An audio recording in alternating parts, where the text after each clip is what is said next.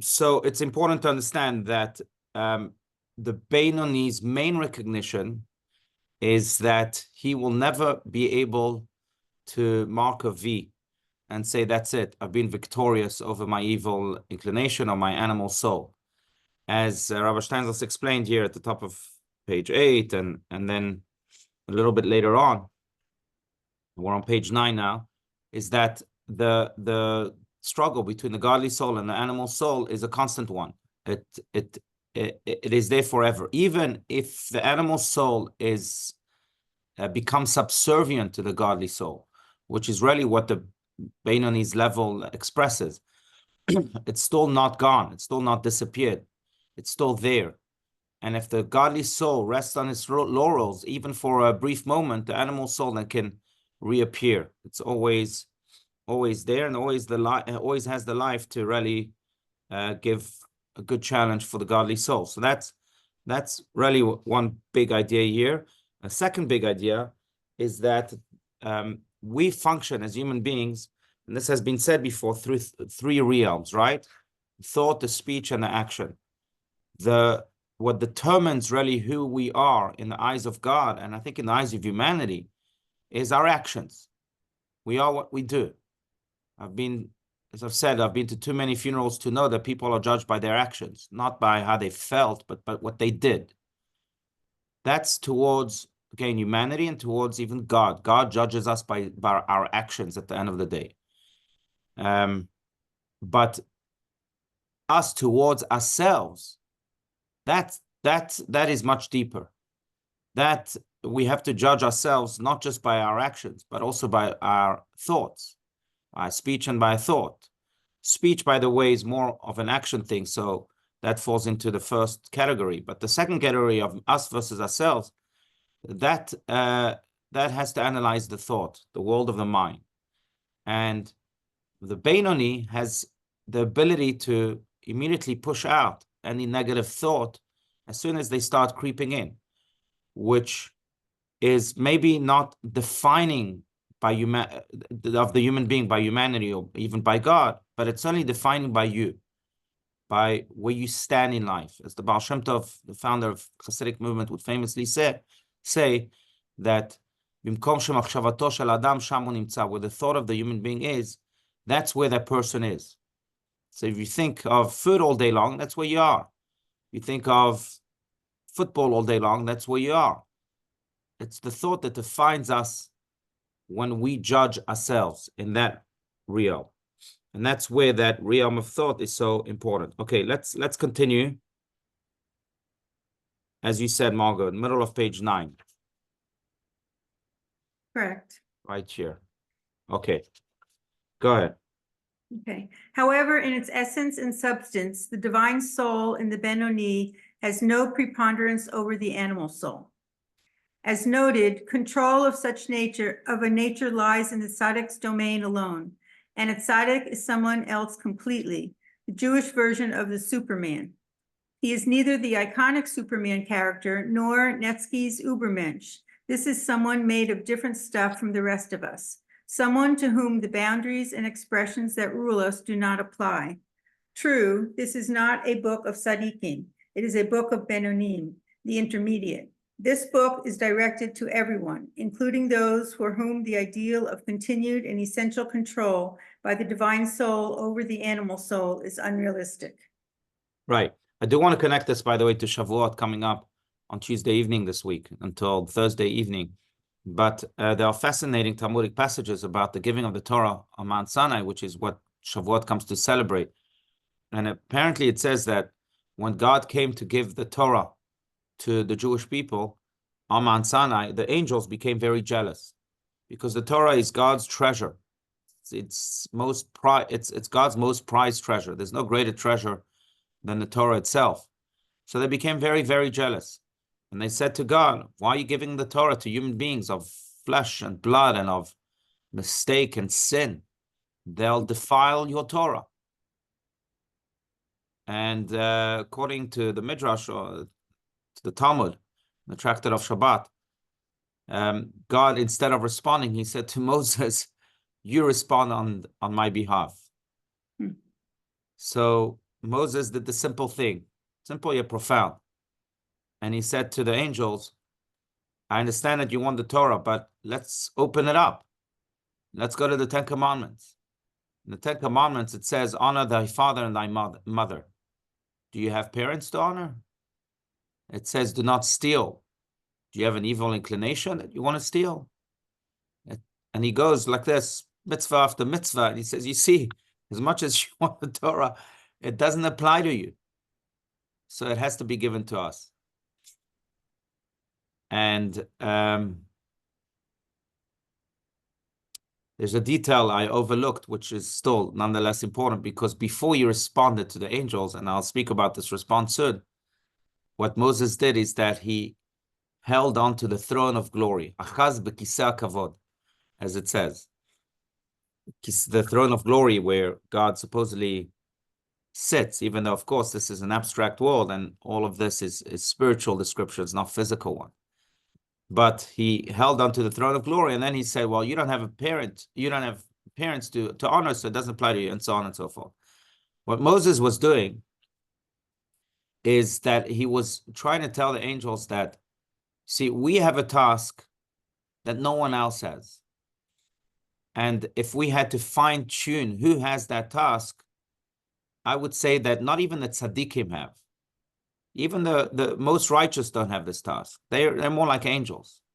They're the supermans. They're born like this.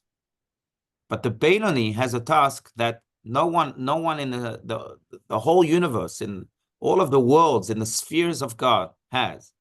And that is that we have to not only subdue our animal soul, but in many ways to channel its energy for good. This only we can do. Now, we can sit and cry all day long and say, well, it's not fair. God created the righteous, and I should have been born a righteous too. And why do I need to struggle all life long? You can do that. There's no doubt, but that won't lead you anywhere. Or you can say, wow, what an incredible task I've been given. I've been given the Torah to help me with this, to help me overcome my desires not to respect my parents, my desires not to steal and so on, or to steal rather, and all the other inclinations that we may have. And by doing so, I'm able to actually elevate the animal soul, elevate the world altogether, and fulfill the purpose for which the Torah was given, something that even the angels can't do, even the righteous can't do. Now, that's a perspective that elevates us, doesn't put us down, like perspective number one. In order to do so, by the way, we have to also hold on to the throne of glory. And that's why this detail is so important. What does this mean? What Moses was trying to demonstrate is that we have to be anchored. If you're not anchored in a God-central life, then the animal soul might just get the better of you, even if you are trying to follow all that it says here. One that is centered, one that is anchored, one that holds on to the throne of glory can overcome the animal soul and really fulfill achievements that even angels and the most righteous can't achieve.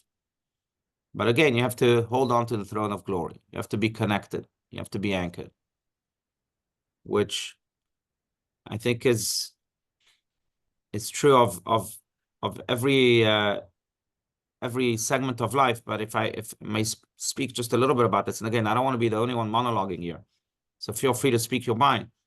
But I think that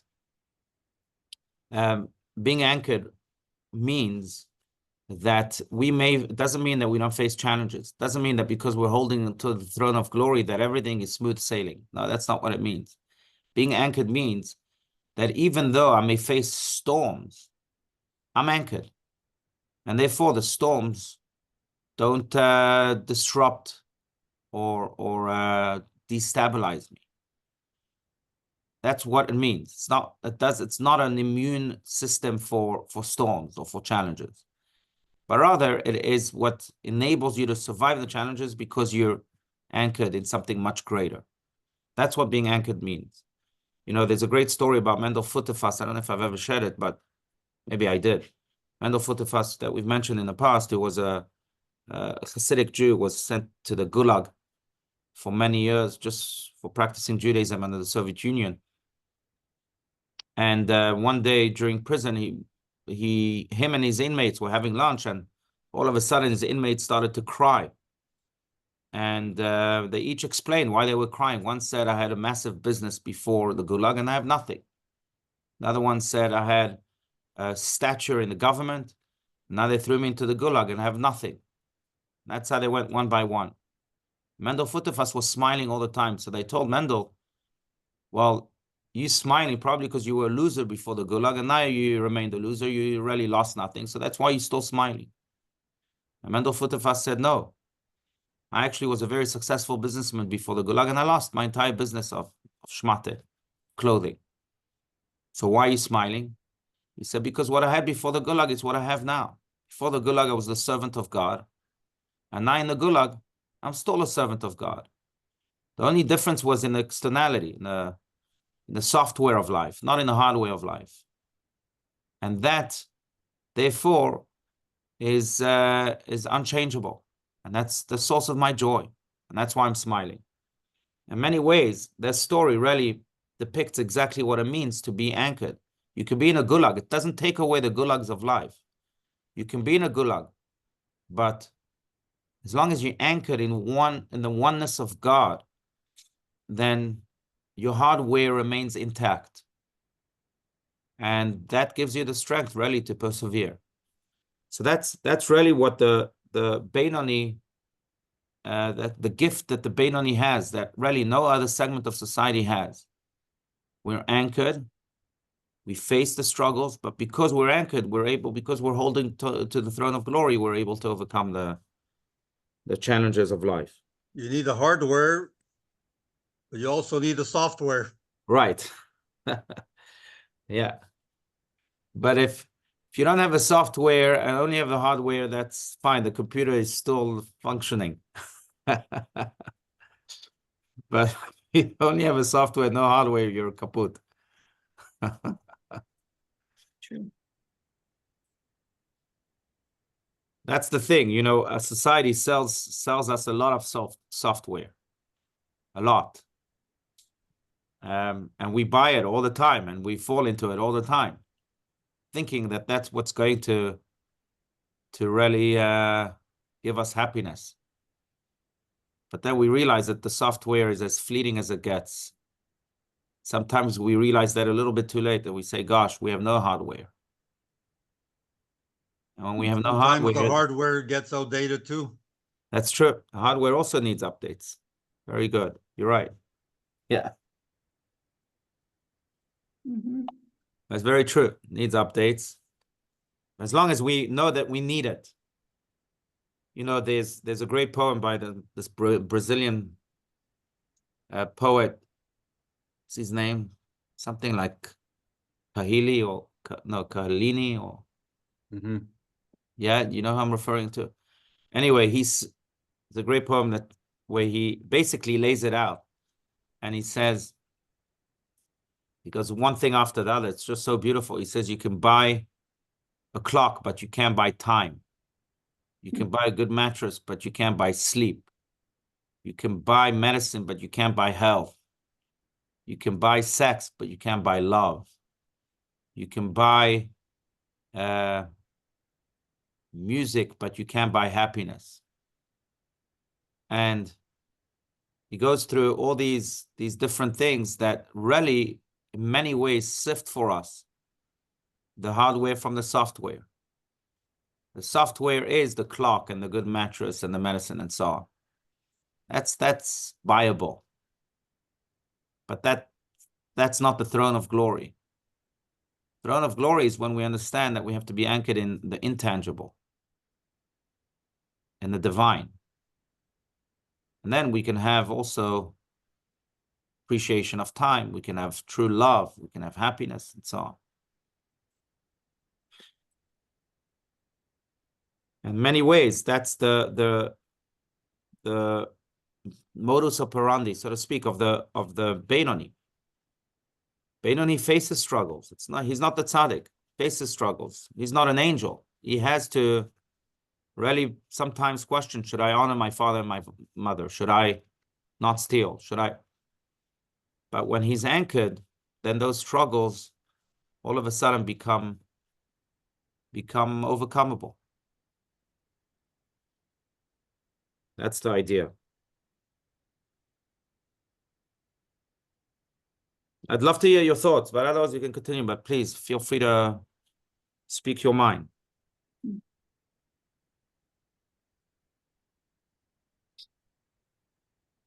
I wish I knew. Maybe I'll look it up, and Margot, I'll send you the poem. You can send it to everybody. It's Okay. really a powerful one. Yeah. Okay. Let's continue here at the bottom of page 8. Bottom of page 9. Except at the time. Except at the time when his love for God manifests itself in his heart on propitious occasions, such as during prayer and the like. The Right. Benoni, like the Tzaddik, studies Torah and performs commandments without interruption, and this certainly is rooted in his love and awe of God. Yet these feelings do not become the Benoni's predominant experience. Only occasionally and at set times, like times of prayer, does the Benoni have a breakthrough, an intense love of God that sears his emotions. Right.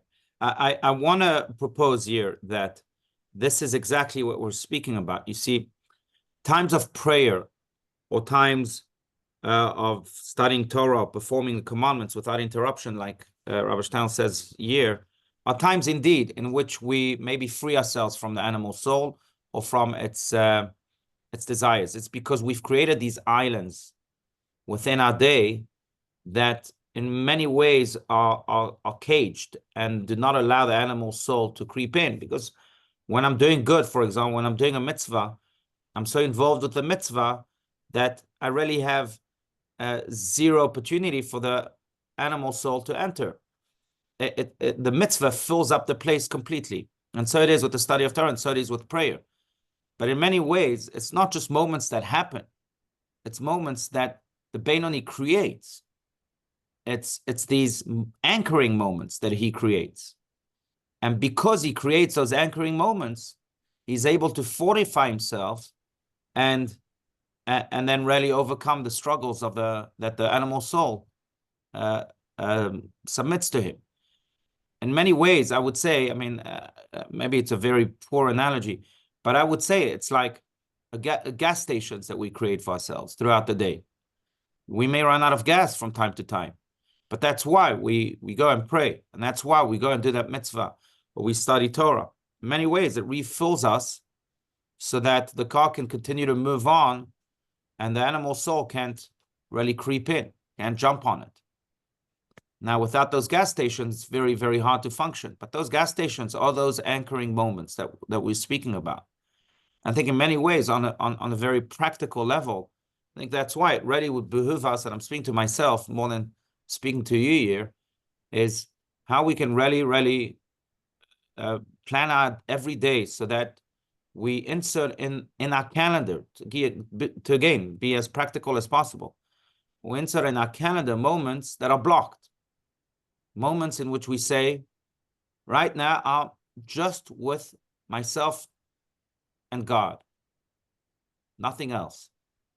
Whether it's a moment of prayer, whether it's a moment of a mitzvah, yeah, I'm going to do this mitzvah, and here I'm going to study Torah, and I'm going to shut my phone off and just going to be with God and myself. And those moments, you'll see, can really revitalize you. These are your gas station moments. These are your anchors that enable you to withstand the storms of life. I think it's very crucial, especially in our day and age where we are always bombarded by these boisterous noises, to really have moments like this. I don't know how we can, frankly, I really don't. I don't know how we can function without moments like this. And they have to happen every day. It's not just Shabbat. Shabbat is one big day. That is an anchoring day. That's great. But throughout the day, we also have to have moments like this. That's what the Benoni not just has, but that's what he creates for himself. That's the genius here. And I really believe that that's what gives the Benoni the strength then to overcome the animal soul. And What are your thoughts? What are your thoughts on, I think it's called Hibodedut, yes, speaking to God? very good. That's What are right. your thoughts on that? I'm a big fan of Hitbodedut. Hitbodedut is a concept that was maybe coined by Rabbi Nachman of Breslev. But in which he encourages Hasidim, many people do that in all sorts of ways, to have moments of complete isolation. That's what Bodedut means, to isolate yourself. Complete isolation, to be with yourself and with God, which is exactly what we're speaking about. And to not just analyze yourself, but in many ways to anchor yourself, to ask God for all the blessings that you need, and to speak to him openly. And you'll see, until today, Breslov Hasidim that take this to heart and to practice to the T. I remember that my parents used to live, not anymore, but they used to live next to a forest in Jerusalem, in a place called Ramat Shlomo. And in the middle of the night, we would hear people, Hasidim, Breslov Hasidim, shouting to God, having moments of Itbodedut. They would go in the forest, I mean, each one by themselves, and have those moments. And I think they could truly be revitalizing. Now, it doesn't have to be in a forest or by yourself. I mean, probably it does have to be all by yourself, but it doesn't have to be in a forest. It doesn't mean you have to shout. It doesn't mean you have to do all these other things that some people do. But it doesn't mean that you have to really carve those moments in which you create an island where it's only you and God. And I think that's the purpose of prayer. That's the purpose of studying Torah. But yes, Bodedut, I think, is a very healthy and a very revitalizing exercise. Thank God, by the way, we live in Arizona here where you can do it in nature. I mean, in 120 degrees, but still in nature, in beautiful nature. Yeah. All right, friends, it's always a pleasure. Sorry I have to go already, but Shavua Tov, it should be a good, sweet, happy, healthy week, and with more and more good news, especially from our brothers and sisters in the Holy Land. I also want to wish everyone a happy Shavuot. If you're in town, please join us for our Shavuot program, especially for the Ten Commandments, which is really the mitzvah of Shavuot. Listening to the Ten Commandments. We'll be reading the Ten Commandments here at about 10:30. If not, I know, William, you're back in Canada. So wherever you are, I encourage you to go. And we should receive the Torah anew this year with all of its blessings. And maybe finally we'll receive it from Mashiach, or from God himself, in Jerusalem. It says that when Mashiach will come, Torah Chadasha, Isaiah says, Torah Chadasha mi'iti tetzeh, a new Torah from Iti, from the well springs of Iti, will come. So maybe we'll receive that new Torah too this year. Until the Mashiach comes, enjoy the cheesecake. That's it. Exactly. And even afterwards, it'll be better cheesecake afterwards. All right. Thank you, everybody. Thank you. Yeah. All right. Shavua Tov. Shavua Tov. Thank you.